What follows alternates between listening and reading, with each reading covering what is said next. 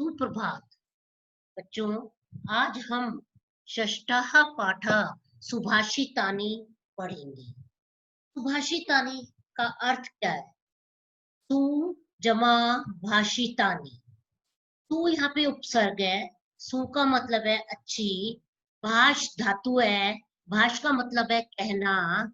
अच्छी बातों को कहना सुभाषितानि कहलाता है। फिर ता प्रत्यय है, सुभाषित शब्द बना। फिर प्रथमा विभक्ति नपुंसकलिंग, प्रथमा विभक्ति बहुवचन, अर्थात अच्छी बातों को कहना सुभाषितानि कहलाता। इस पाठ में कुछ अच्छी बातों को श्लोकों के माध्यम से बताया गया है, जो कि आज आप पढ़ेंगे।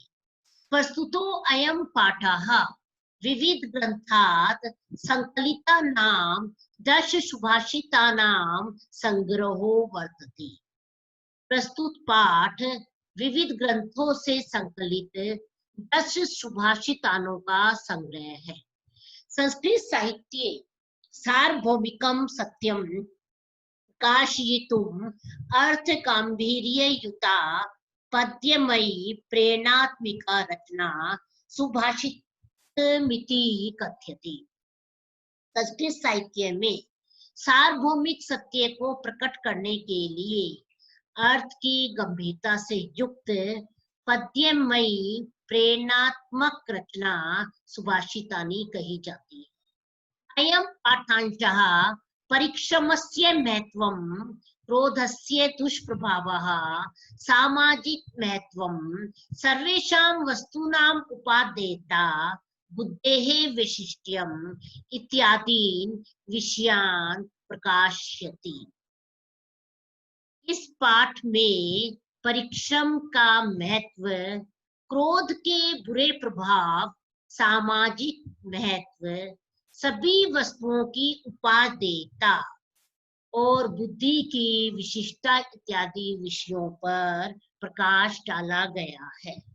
सबसे पहला श्लोक है, आलस्यम ही मनुष्याणां शरीरस्थो महान् रिपुः नास्त्युद्यम समो बन्धुः कृत्वा यं नावसीदति।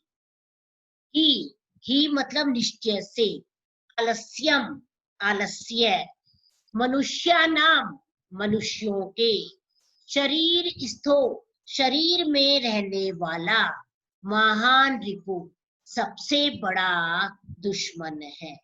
निश्चय से आलस्य मनुष्य के शरीर में रहने वाला सबसे बड़ा दुश्मन है।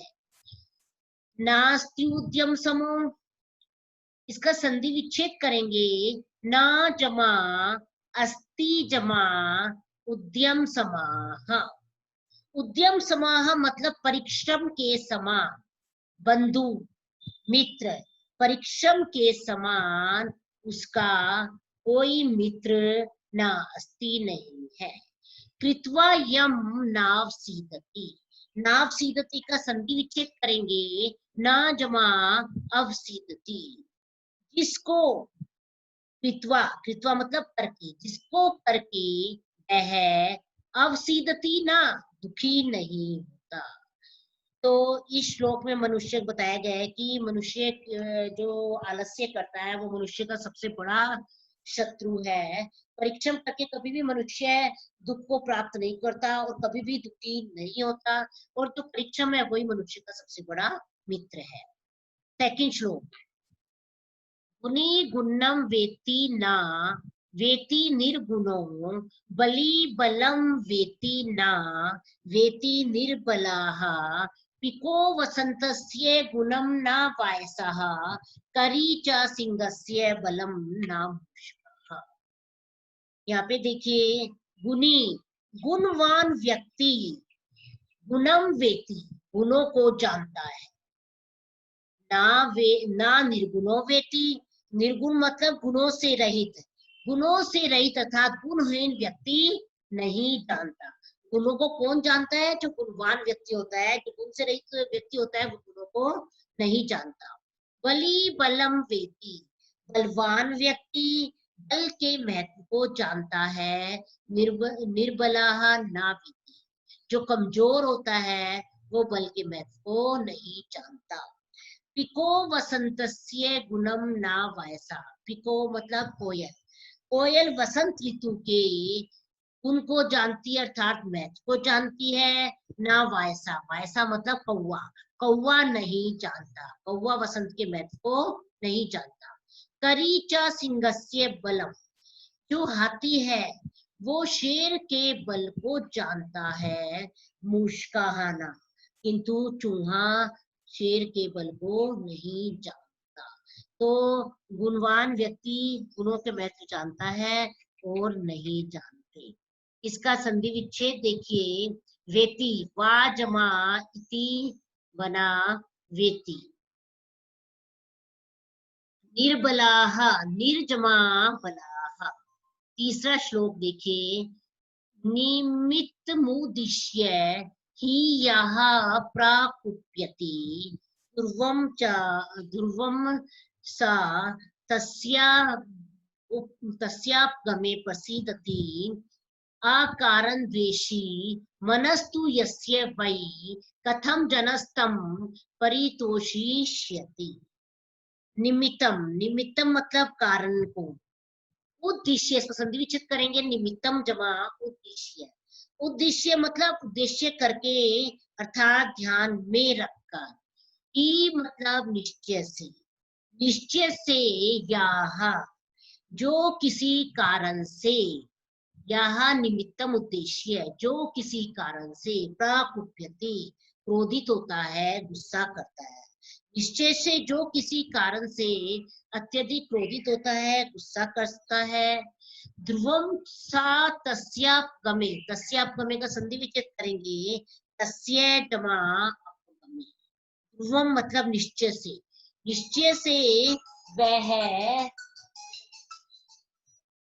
तस्यापगमे उस कारण के, अपगमे मतलब समाप्त होने जाने पर, मिट जाने पर, प्रसीदति कुछ भी हो जाता है, प्रसन्न भी हो जाता है।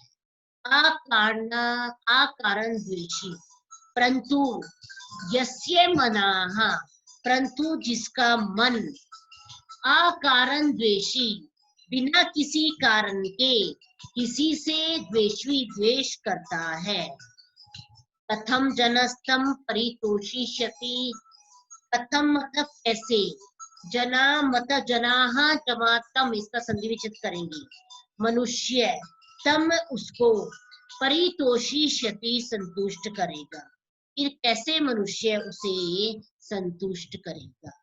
अर्थात इस श्लोक में कहा गया है, निश्चय से जो किसी कारण से अत्यधिक क्रोध करता है, अर्थात ज्यादा गुस्सा करता है, तो निश्चित रूप से वह उस कारण के समाप्त हो जाने पर, जब वो कारण समाप्त हो जाता है गुस्से का, तो वो शांत भी पड़ जाता है और शांत होकर खुश हो जाता है। परंतु जिसका मन किसी भी कारण से किसी से द्वेष करता है, तो ऐसे मनुष्य को संतुष्ट नहीं कर सकते। वो मनुष्य कैसे संतुष्ट करेगा। अगला श्लोक देखिए। उदीरितो अर्थः पशूनां गृह्यते हयाश्च नागाश्च गहन्ति बोधिता। अनुक्तं पयुहति पंडितो जनाः परेंगित ज्ञान फला हि बुद्ध्याः। उदीरितो अर्थः, उदीरित संधि विच्छेद करेंगे। उदीरिताः जमा अर्थः। उदीरित मतलब कहा हुआ, अर्थ मतलब अर्थ, मतलब संकेत। पशुनाम गृह्यते, पशुओं के द्वारा ग्रहण कर लिया जाता है। अर्थात यदि आप पशुओं को कुछ कहते हैं या संकेत करते हैं, तो पशु उसको ग्रहण कर लेता है। हयाश्च नागाश्च, इसका संधि विच्छेद करेंगे। हयाः जमा च। नागाश्च का संधि विच्छेद करेंगे। नागाः जमा च। हया मतलब घोड़े, नागा मतलब हाथी। घोड़े और हाथी भी कहे बोधिता, कहे जाने पर पहनती ले जाते हैं। किसको ले जाते हैं? भार को ले जाते हैं। अनुक्तम पयुहति पंडितो जनाः, इसका संधि विच्छेद करेंगे। अनुक्तम जमा अपि जमा उहति। अनुक्तम मतलब बिना कहे ही, ऊहति मतलब अंदाजा लगा लेता है। पंडितो जनाः विद्वान व्यक्ति बिना कहे ही बात का अंदाजा लगा लेता है। परेंगित ज्ञान फला ही बुद्धिया है, क्योंकि बुद्धियां क्या होती हैं? परेंगित। पर जमा इंगित जमा ज्ञान फला। पर मतलब दूसरों के, इंगित मतलब संकेत से, परंतु बुद्धियां दूसरों के संकेत से उत्पन्न ज्ञान रूपी फल वाली होती है। श्लोक नंबर 5। क्रोधो ही शत्रु प्रथमो नराणाम देहे स्थितो देहे विनाशनाय यथा स्थितः काष्ठगतो हि वहिनः सा ए वहिनर दहते शरीरम। यहाँ पे क्या बताया कि जो मनुष्य है उसके शरीर में स्थित रहने वाला क्रोध ही सबसे बड़ा शत्रु है। जिस प्रकार अग्नि होती है वो सब कुछ जला देती है, उसी प्रकार क्रोध भी मनुष्य को नष्ट कर देता है।